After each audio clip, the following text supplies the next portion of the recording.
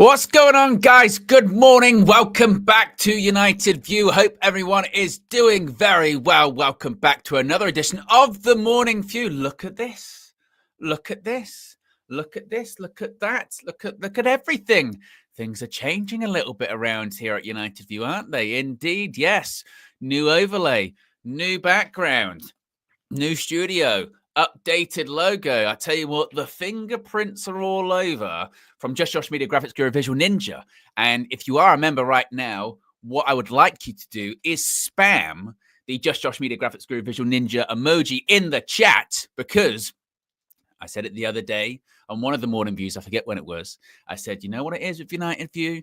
Never going to just rest on the laurels. Never just going to keep the things the same forever. Always going to be upgrading. Always going to be evolving. Always going to be moving into the future. So as I mentioned, spam the chat with him with the Just Social Media Graphics Guru Visual Ninja emoji, because he has been busy. And this is maybe a bit of a spoiler for the future. It's only just beginning, folks. It's only just beginning. The changes when it comes to graphically, thumbnails, yeah? We're always evolving. Always evolving. So big up to Just Josh Media Graphics Guru Visual Ninja, of course. And if that's not worth a like, I don't know what is. So if you haven't already, click the like button. Be sure to subscribe, bottom right-hand corner. Click the bottom right-hand corner to make the top right-hand corner move. As you can see right there, nearly halfway to 190,000 on that road to 200K. Yes, once you get to 190K, yeah, then it's going to be, the countdown is going to be fully on, isn't it? Yes, we've got a lot to talk about this morning, folks. Yes, we do. It's a so low in stream, but there is so much to cram in. We've got to talk about the fallout. We've got to talk about the fallout of Saturday into Sunday, all of this chat about Ruben Amorim, all of this chat about Flex, talking about Ruben Amorim, talking about Player FC, talking about Manager FC, talking about, can we have legitimate, real conversations? Can we have proper adult conversations? Can we talk about things that are good, things that are bad, and can we not go at each other's throats? We're going to be talking about that. We're also going to be touching on the usual when it comes to a striker search is impending. A striker search is coming in the summer.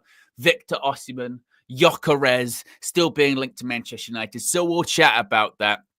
Also, we'll keep you up to date with the latest going on in La Liga with Anthony. He's had another busy weekend, an assist and a red card, which was very, very harsh, I must say, and a bit of injury news as well. A bit of injury news about Mazraoui, possibly another addition, another one to the injury list when it comes to a wing-back, centre-back, depending on what role Mazraoui's has now in this Ruben Amorim system, indeed. So, yes, if you haven't already, click the like button. We're already at over 100 likes, which is fantastic. Be sure to subscribe whilst you're at it, and let's talk, shall we? It says it right there. Flex said it yesterday.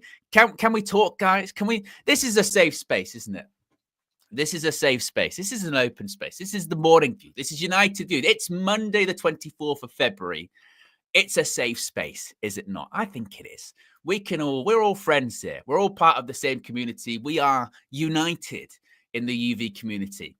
And I suppose what I probably should do with this is try and give as much context as I possibly can. So after the game on Saturday, there was a lot of emotion. There was a lot of raw emotion, wasn't there? There was a lot of anger, frustration, relief. It was a mixture of everything, wasn't it? Because I don't think many, including myself, expected that we were going to win the game at Goodison Park for 45 to 60 minutes. I mean, we've seen Manchester United put in some horror performances this season, but I will put that 45 to sort of 60 minutes at Goodison Park up there against anything. It was shocking. Absolutely shocking. Awful. All around. Every play you could possibly think of was terrible. But did we lose that game? We did not. We did not lose that game. We came back. We did show some fight back, which I didn't think was possible.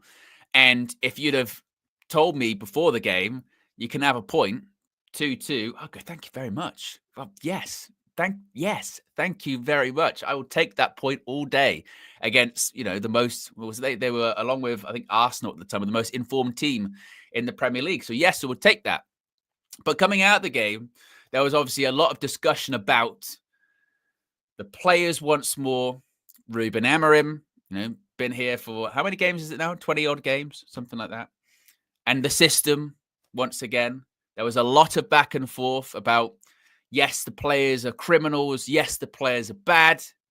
But is Ruben Amorim actually the right guy? Are there concerns about Ruben Amorim? Is the job too big for him? He looks defeated. Now, Flex was talking about this after the game, and it got a lot of people talking in the comments online, on social media. And yesterday, he did a Flex's View, kind of explaining himself. He felt that the message that he had put out there after the game had kind of been a little bit lost.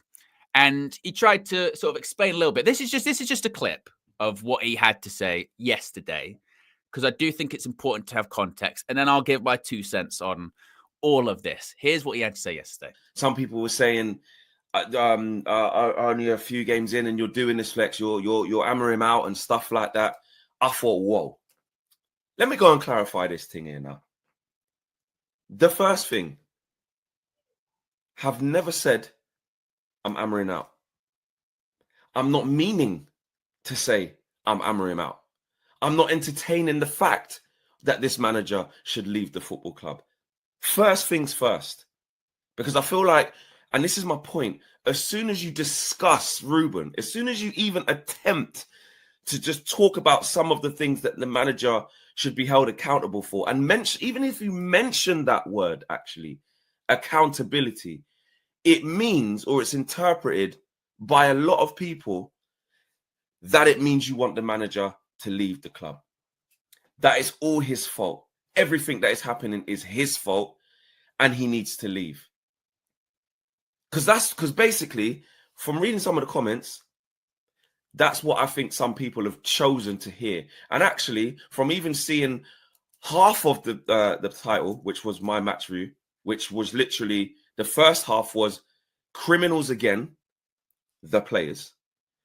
Amorim must be held accountable. Now, when I say Amorim must be held accountable, I think some people are fixated on that, probably not even watched the video, and believe that I blamed all of that on him. When if you actually watch the video, listen to what I'm saying, listen to how I called out the players and the individuals and the lack of application that they have, you will clearly see that part of what I'm saying, most of what I'm saying, is about the players. And the other half of it, which I do stand by, is the manager has to be accountable for something. Like, I don't understand how why are we not allowed to talk about Ruben Amorim in any way? And if you're not saying that, then please enlighten me, because for some people who are attacking me for saying I expected better from you, I can't believe you're saying this. You can't believe I'm saying that the manager of Manchester United has to be held accountable to some level for what's going on. The manager himself is even telling us this. The manager himself even said before we even get into his reign, he has to get wins for us to buy into the idea. He's not stupid. So why should I, as a fan, act stupid and naive and sort of just one-sided?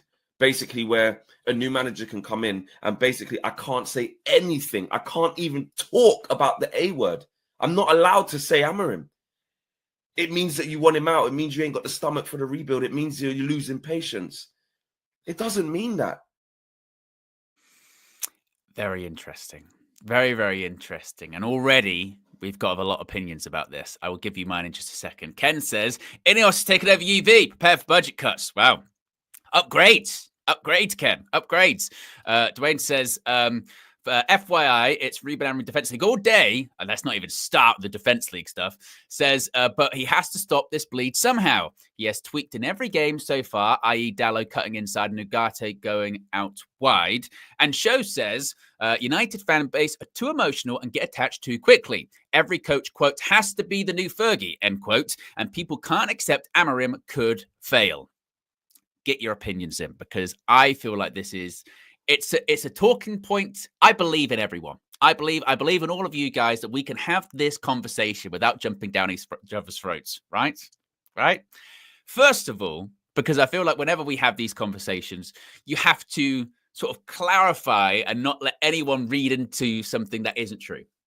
First of all, my opinion is on Ruben Amorim, he should get at least, we're in 2025 now, I think that he should get at least probably to the end of the calendar year. He should at the very least, I think, get this summer transfer window. We have seen he only made one signing in January, and it's been no coincidence, you would say, that Patrick Dorgu's been arguably our best player over the last couple of games, because guess what? He was bought for the system that we play. So therefore, he looks very, very comfortable in this system because he was bought specifically for that role. So you would hope if you have a summer of moving some of these players on, which we know aren't good, that we know cannot play the way that Ruben Amorim wants them to play. Ruben Amorim's even said it himself, hasn't he? Ruben Amorim has come out in these press conferences and say, I can't coach some of these players. Some of these players, other coaches can get better out of them than I can. And that's what it is, right? So give him a summer at the very least. I would say give him the summer at the very least, and then go from there. If we're in the same situation, but not even necessarily in December, November, and we're still bottom half of the league, he will go. He will lose his job because of that, because the expectation is he should be getting better results as the Manchester United manager, right? However, what I do agree with, and to be honest, my stance on this has not changed from Erik ten Hag to Ruben Amorim. In fact, going back to last season, talking about Erik ten Hag, I said the same thing over and over and over and over again. And I don't know why we do this. And I don't understand why everything is so black and white with this perception, which is how comes, because we, as a fan base, we are repeating the same mistakes that we did with Erik ten Hag right now with Ruben Amorim, which is if we win a game, it's because the genius of the coaching team. It's because of the genius of the coach. We won today. Ruben Amorim was brilliant. Erik ten Hag was brilliant. We won today because of them. I tell you what, our coach is so great, we won the game. If we lose the game, these players are rubbish. What more can the manager do? We did it time and time again with Erik. Time again. It was infuriating last season. Last season, it got to a point where it was infuriating. When it got to, no, it's completely nothing to do with the manager, nothing at all. It's all the players rubbish, this, and this. And it's mad. And it's crazy. When it's both. Of course it's both. Of course it's both. There is a equal amount of responsibility on the players and on the person that has the tactics and picks the team. Of course it is. It's never not been that. And even Ruben Amorim has said it himself that, you know, he has to, of course it's difficult to implement his idea. And of course, it's difficult to come in mid-season. He didn't initially want to come in mid-season. Manchester United gave him the ultimatum to force his hand to come in mid-season. He knew how difficult it was going to be.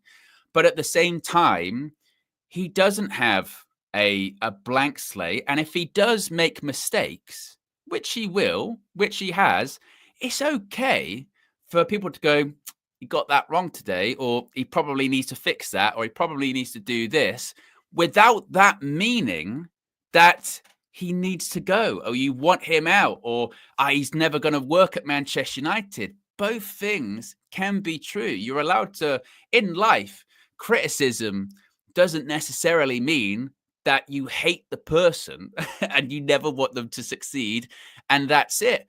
And for those in the chat that will say, you're doing radical examples here. Fucking that we just had a thing this morning saying Ruben Amorim Defense League. Like that, it's real. We can't put our head in the sand and go, that doesn't exist. That doesn't exist. Of course it does. Of course it does. I think Flex's the reaction after the game on Saturday, I think, is a perfect example of this.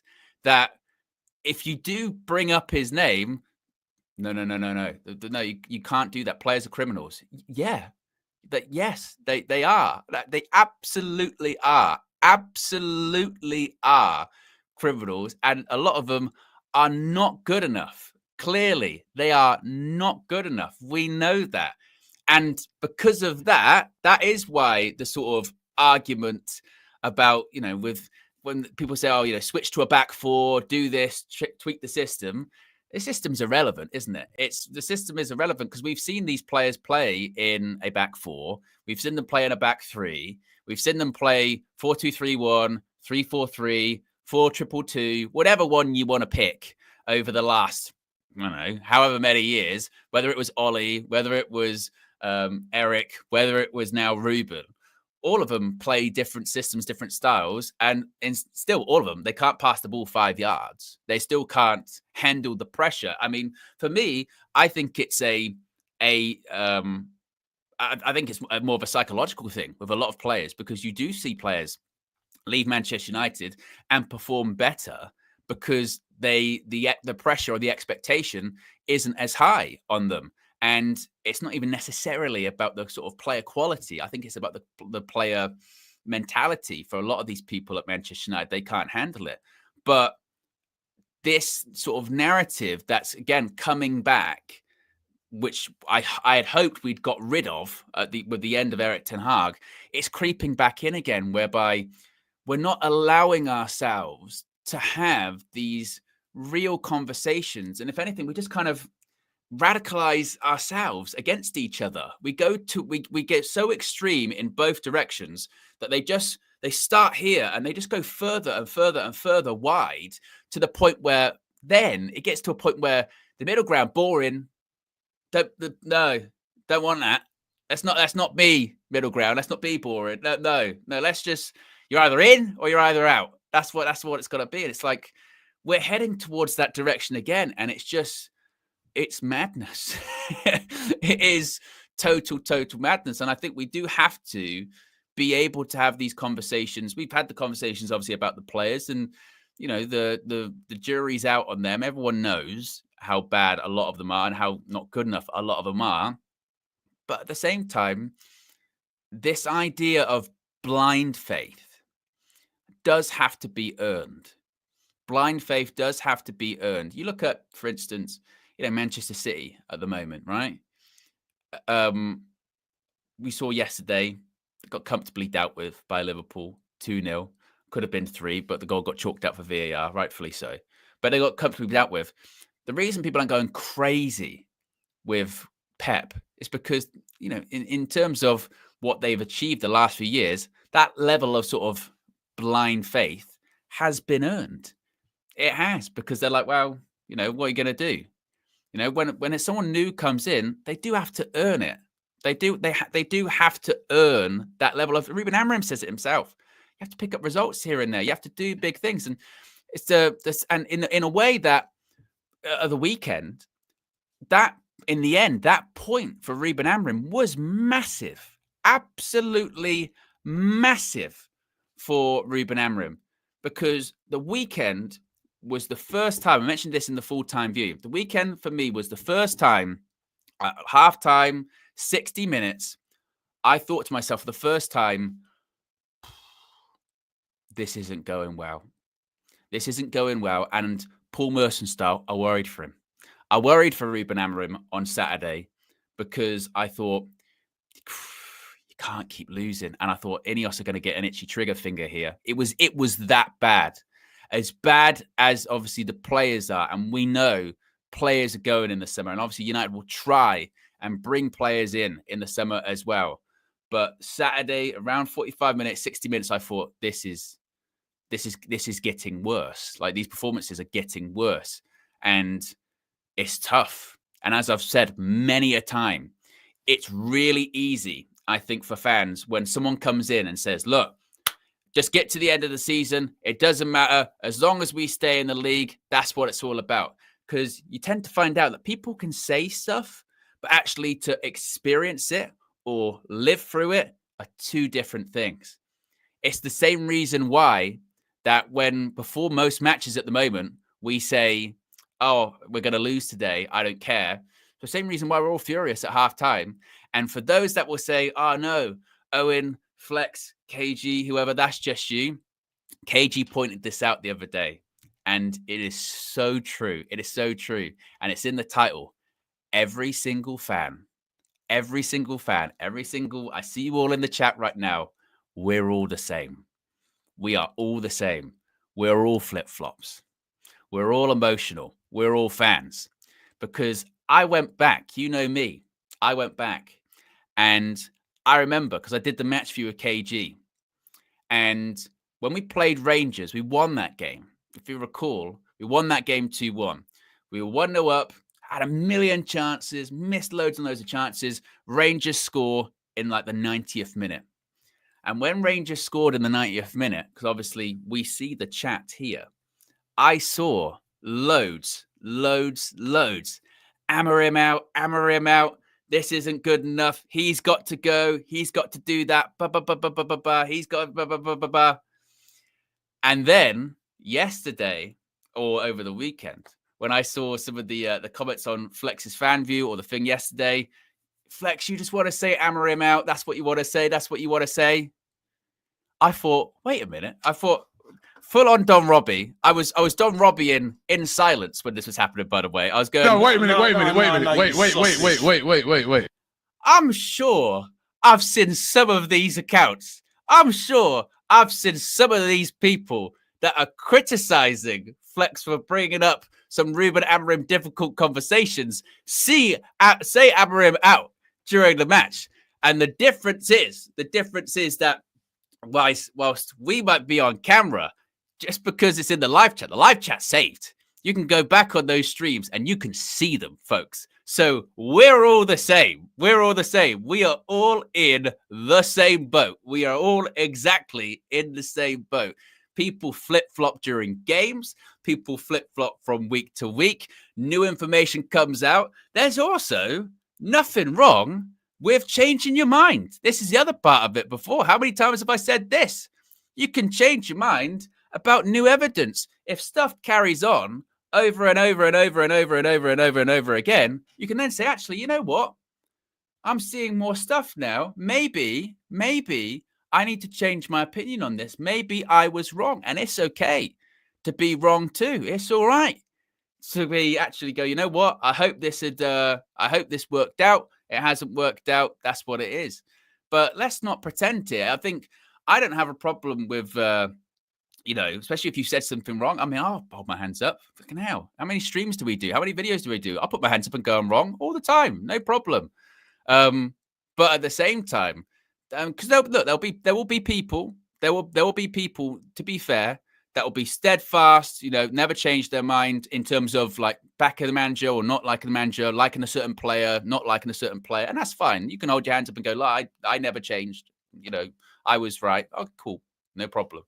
But there's a lot. And I don't just mean this in the chat. You see it on social media. I think you see it within the fan base. There's a lot of holier than thou preaching going on, isn't there? With, you're saying this or this person said that, this is what it is. And it's like, come on, guys. We're all fans, and it's okay to admit that you're wrong, or it's okay to admit that you changed your mind, or it's okay for things not to work out as well. And this is why when I say player FC and manager FC must end, because nobody's safe. Nobody should be safe at Manchester United. Nobody at that club right now has earned blind faith and blind trust. Nobody. Look at what we've done for a decade. Nobody has earned that. Can you name a player? But can you name a manager that's I've got 1,000,000% trust in? If they left Manchester United, we'd be worse off for it. No, it has to be earned. And the sort of steadfast backing and not allowing legitimate conversation or legitimate criticism it just is not good. It's not. And I think the waters definitely do get muddied with the, people take it too far and people make it too extreme. They don't have legitimate conversation. They'll just go to insults or anything like that about players or about managers or whatever. It's just like with Eric, bold fraud. And you go, okay, right, you've got that out now. What should he do better? Or Harry Maguire, fridge. And you go, all right, so let's have an actual real conversation about what they should be doing better. That muddies the water, and I think makes you want to defend them more. But yeah, we can have criticism. Ruben Amorim, it's not been perfect. Clearly, we've lost a lot of games. We've lost more than we've won since he came in. So obviously, yes, we know the players aren't good. Obviously, we know that some of them can't adapt to the system. Obviously. But that's not to say that he's been perfect and he hasn't made mistakes. Of course he's made mistakes. And could he improve things? Yes. I've said that I don't think he should change his, go to a back four or anything like that. Stick with his principles, stick with his beliefs, because we criticize other managers for changing theirs. So let's go in this direction. I've also said that, again, I said at the top of the video, he should get to the end of the, close to the end of the calendar year. At least he gets a summer window.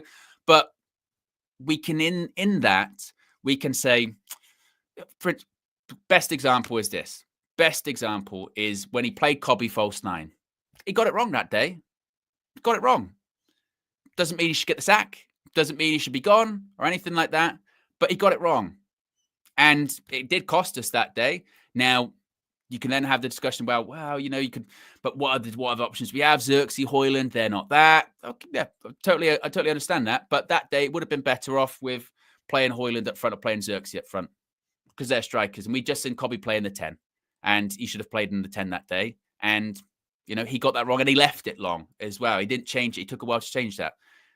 That does not mean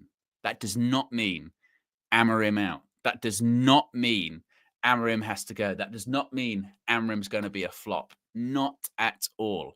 It just means he got it wrong that day. And we can have those conversations, I think. Where are we at? We got loads of super chats here.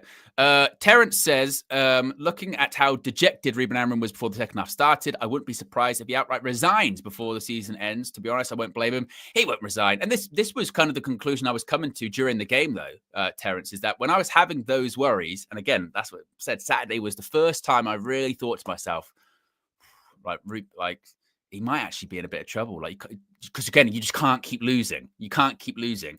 To get that point, I think is really big for him, because it changes things. You would hope, you never know, but you would hope Ipswich Wednesday, surely win that game. Then you haven't lost in a couple too. But I think if it's like that to the end of the season, then he'll be fine.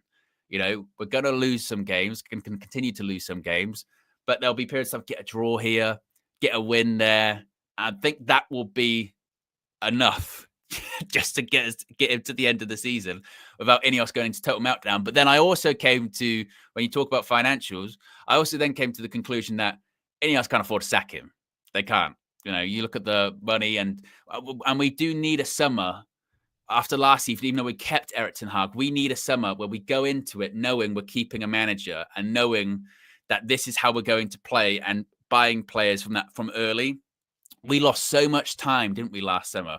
What was it, like 2 weeks, 3 weeks? With the whole, is Eric staying? Isn't he staying? Talking to the other managers, going through that whole process over and over. It lost us time, and that was chaotic too. And we just can't afford that again, can we? So it'll get the summer, I think, and I think he should. Kristen says, we all side-eyed Erik ten Hag for not playing the Ajax way, suited the players, but as soon as we get a coach who has his own style, we're crying out for change.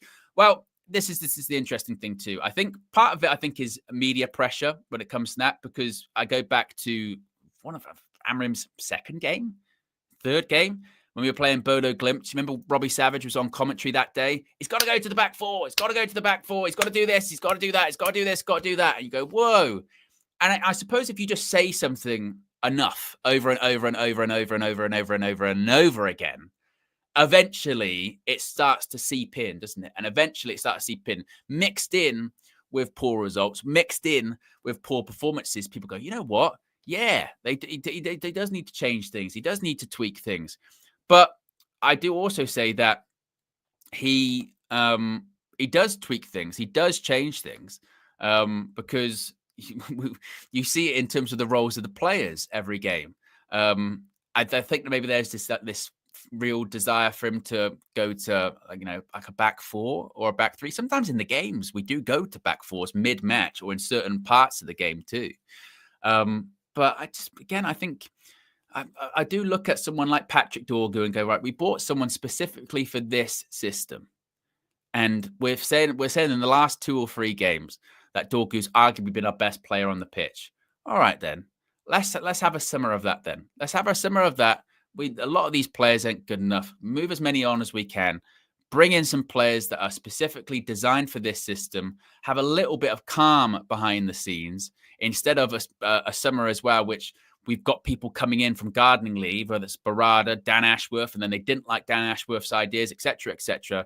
Let's just take a step back, take a collective breath, do what we did for other coaches, which is give them the tools that they've asked for. And like any other coach, they'll either succeed or fail with them. And by the end, Ruben Amorim has said it, by the end of his contract, I think by the end of this probably calendar year, we'll know if this is going in the right direction or not. It doesn't feel like it at the moment. Obviously, we're not winning football matches. But I don't think what we have seen is, you could get more out of these players, I think, by changing to them. I think, obviously, you could play, counter-attacking football, and that's what they're used to. And they still wouldn't be great because we were doing it earlier on the season, 4-2-3-1. But they're more used to that. We could do that. You could maybe get a little bit more out of them and get results. But in the long term, would that do anything for us? Probably not. We find ourselves in the same position, wouldn't we?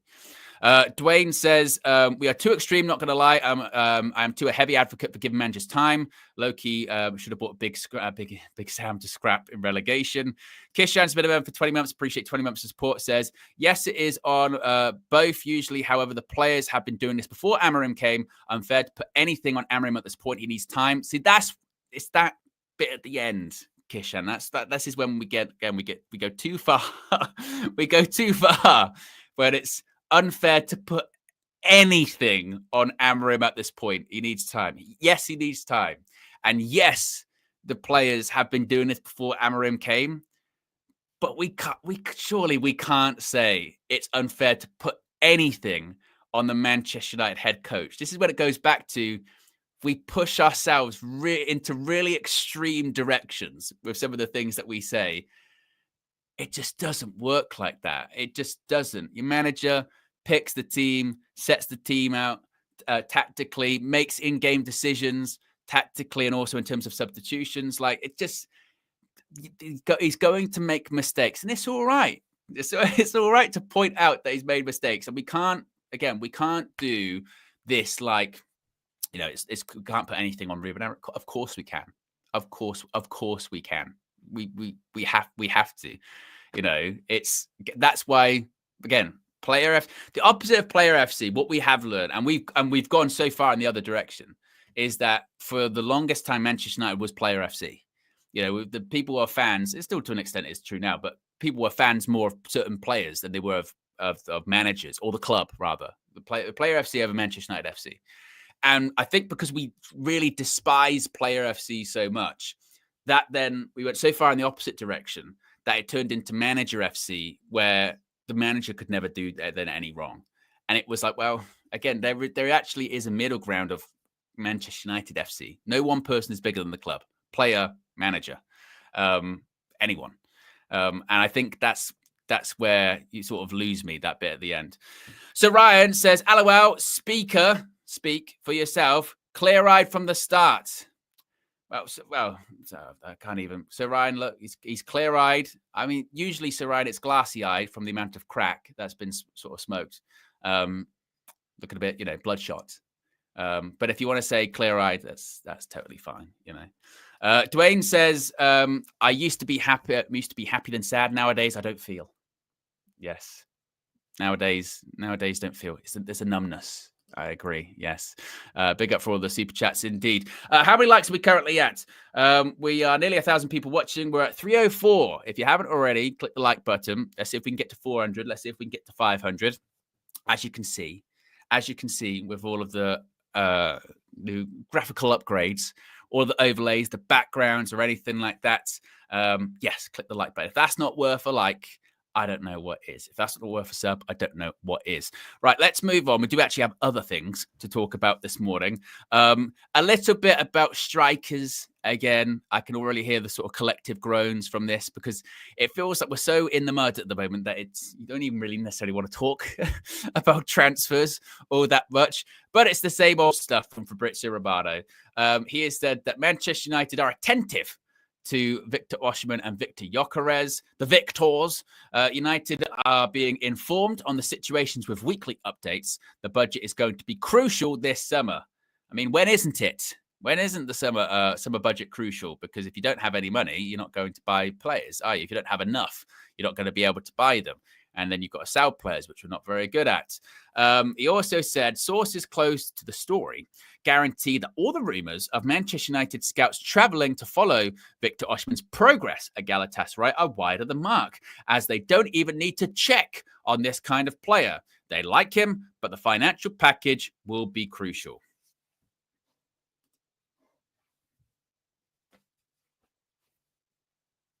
It's, kind of, innit, really?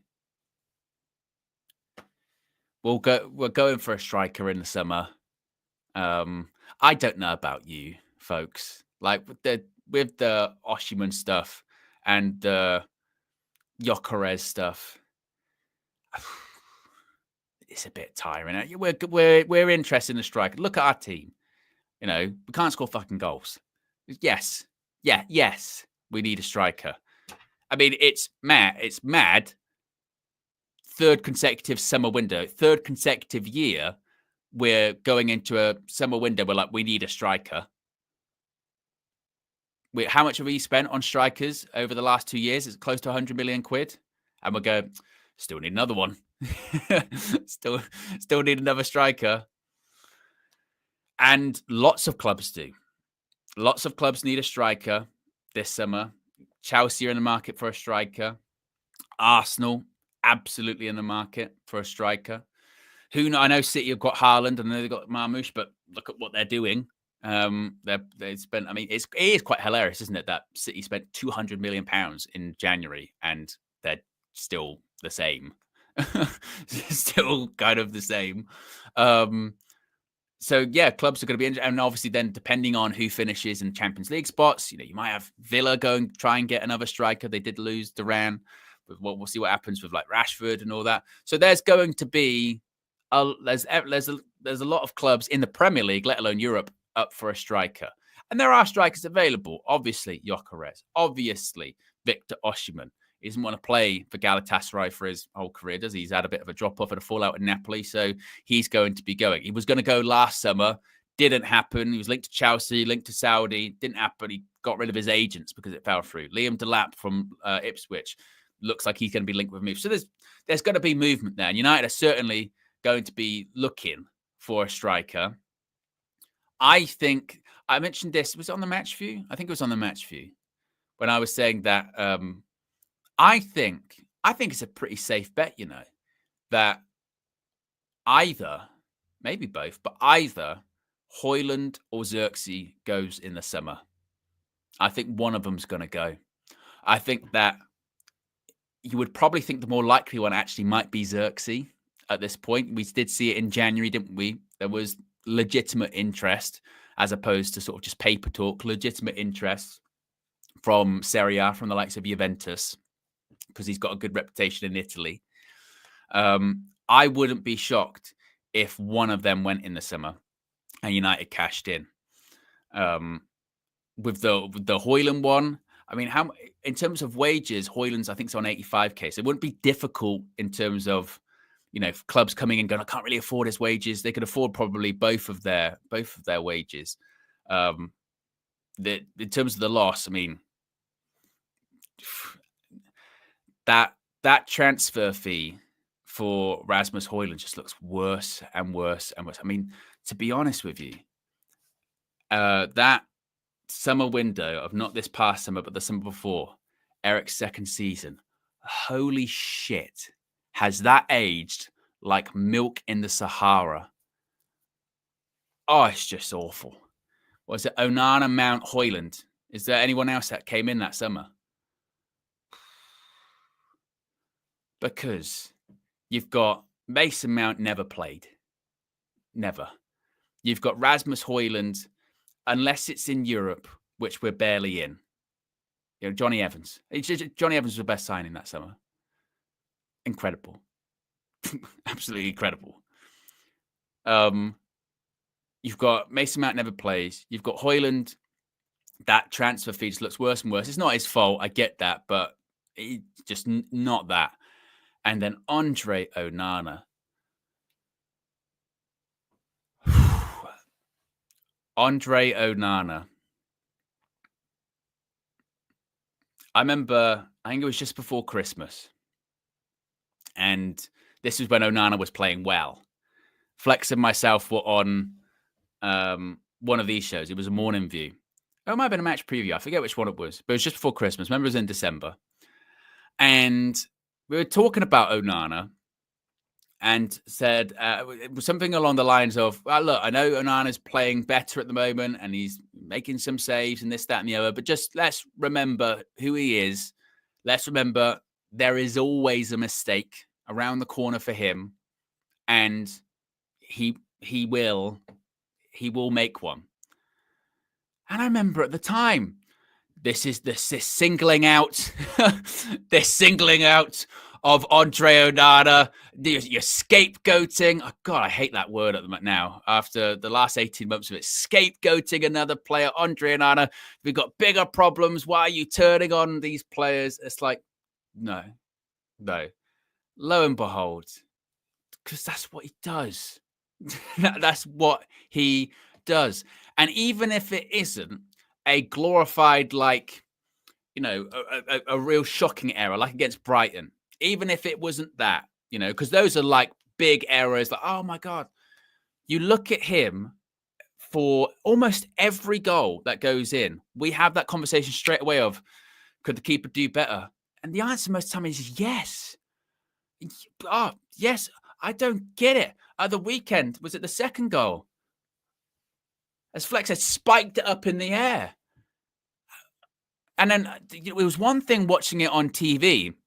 The clips went round on social media of people in the ground that were actually filming it. If you see it live, there's like a camera that's just sort of just behind the goal. I don't know if you've seen this, but it's like just to the side, just behind the goal. When you see it like in real life, at ground level, it gets worse. Like it's so bad pushing it up in the air like that. And then for obviously the penalty that got overturned, rightfully so, stir that one up. But once that happened, how many times in how many games does he push it out into danger? All the time. All the time. Save, into danger. Basic save, pushed out into danger. Just stops it, doesn't push it away. And this is what I've been saying about him for like 18 months at this point. It's those kind of mistakes that really worry me. I, as a goalkeeper, don't necessarily care too much about when you're playing out from the back and you try a bit of a dodgy pass, it goes to the wrong player and it goes in. Because guess what? That will happen. That will happen. That's how football's evolved nowadays. Goalkeepers got to play out from the back. When you're playing out from the back as a keeper or even as a defender, you're one pass away from it ending up in the back of the net, essentially. You're one pass away from being through on goal. So those mistakes happen. It is what it is. Even the best goalkeepers in the world make no mistakes. Alisson, for me, is best goalkeeper in the league, best goalkeeper in the world, maybe. He's made that mistake before. Not an issue with that. No problem at all with it. My biggest worry with Andre Onana is a lot of the mistakes he makes, they're fundamental goalkeeping mistakes, i.e. going out to claim a cross, spills it, dives, goes under him, weak wrist, FA Cup final, goes in. All the same against Bayern Munich in the Champions League, goes in. Middle of the goal against Forest this season, goes in. And I did that match for you that day, and the nerve, the nerve of some people that day when it went in the middle of the goal to say that the ball moved funny. Are you taking the piss? The ball moved funny to the middle of the goal at home against Nottingham Forest. What? What? And because he can't sort out his feet. That's all it is. Can't sort out his feet. Attention to detail. I don't know. But his fundamental goalkeeping is off. So off. And it's not going to get any better. He's like late 20s. How old is he? 28?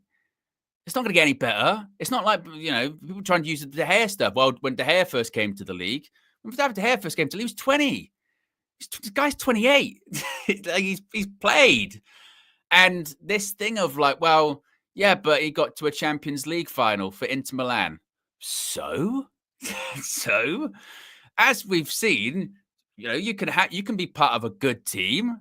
You can be part of, someone that achieves stuff quite well. So Pepe's got a Premier League medal. It's not the judge. And it's like literally we just based Andre Onana's ability off that one game by playing the Champions League final, and he was pretty good that day, so he must be great. Okay. We've seen him consistently. Do we no? So, yeah, I agree with KG a few weeks ago when he was saying that goalkeeper's a priority. Absolutely. I don't think we're going to get a goalkeeper in the summer because we've just got so many different positions we need to go for. But it's a goal waiting to happen. Do you know how mad it is that, like, Bayindir, old Thai Bayindir, who we know isn't that great. Let's, again, save space, guys. We all know Bayindir is not good, right? He's not good. But at the same time, do you know how bad it is that we're like, he needs to be starting for Manchester United for us to win games, or we're focusing on cup competitions and for the rest of this season, the Europa and the FA Cup. And legitimately happy that Bayindir is playing those games instead of Andre Onana. I'm happy if he's back from injury. That is insane. That is mad. And the reason we're going, Bayindir's, get Bayindir, free Bayindir, is because he can save some shots. A basic goalkeeping. You can literally just save a couple of shots.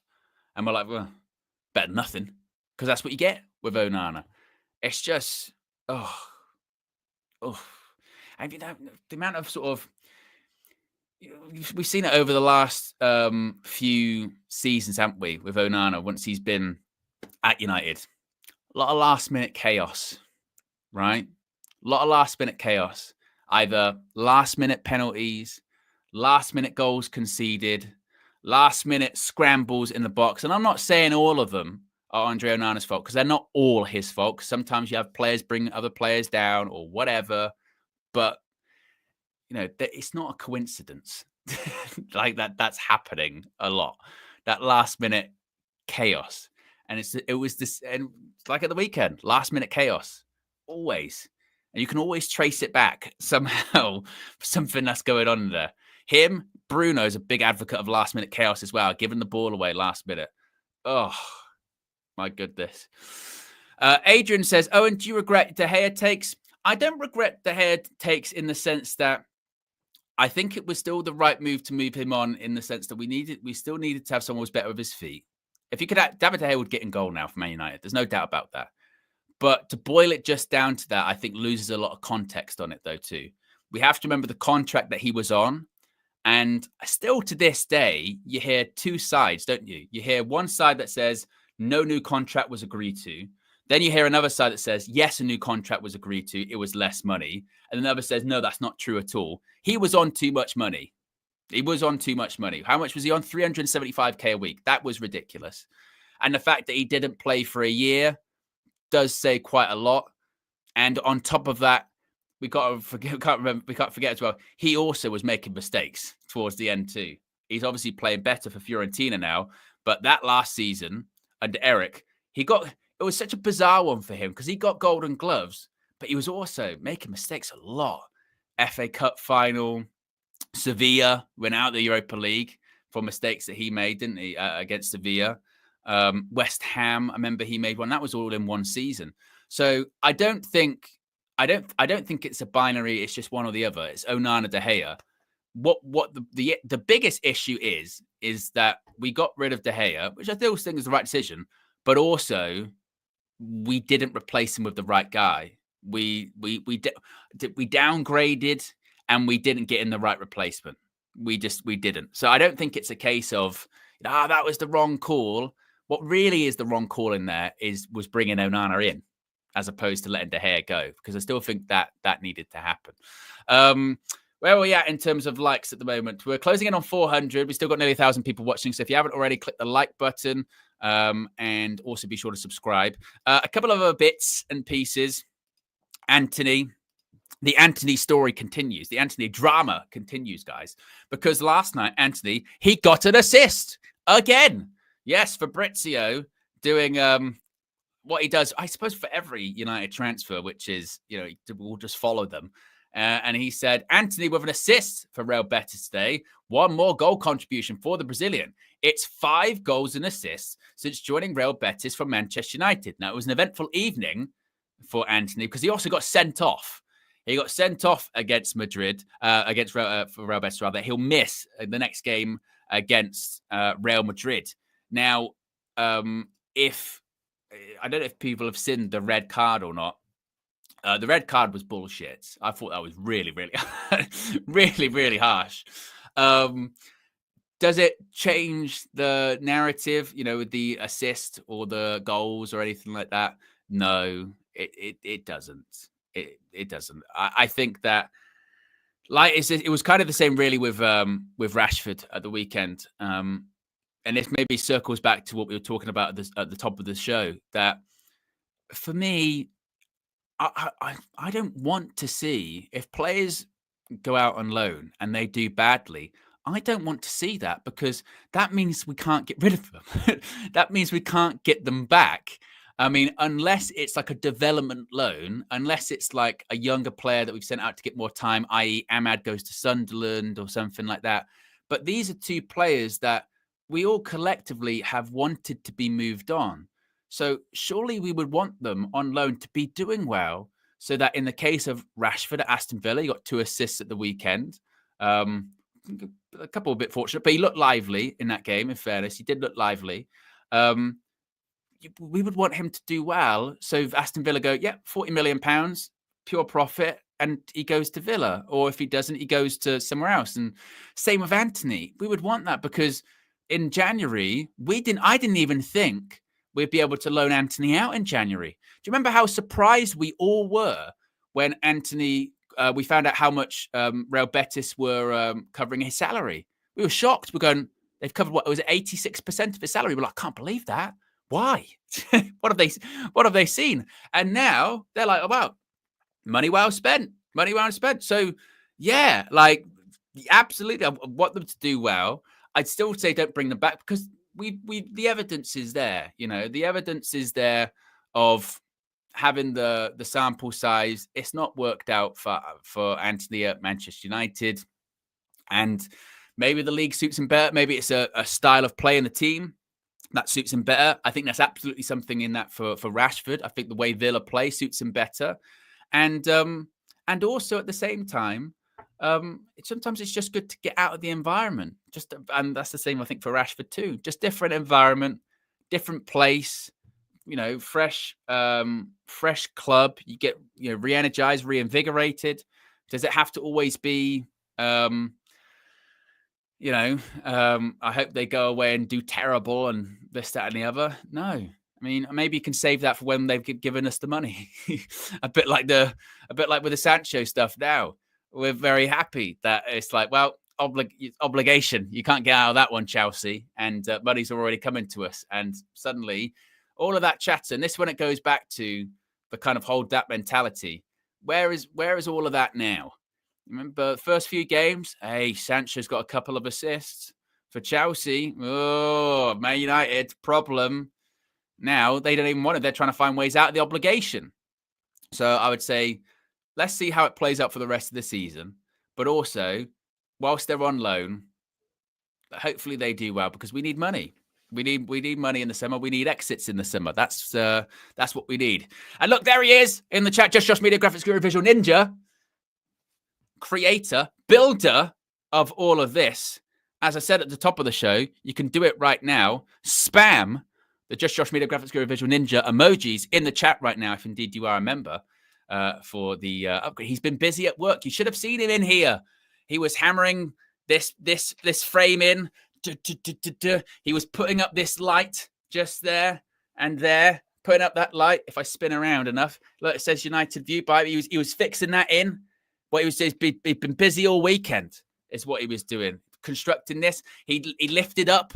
He got his little crane out and he lifted up and put the new sign, the new logo at the top there. He's been very, very busy.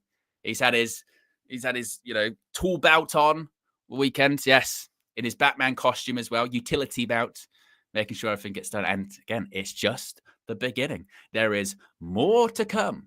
More to come for all of the upgrades. Yeah, I mean, if you thought this was amazing, just see what's coming down the road.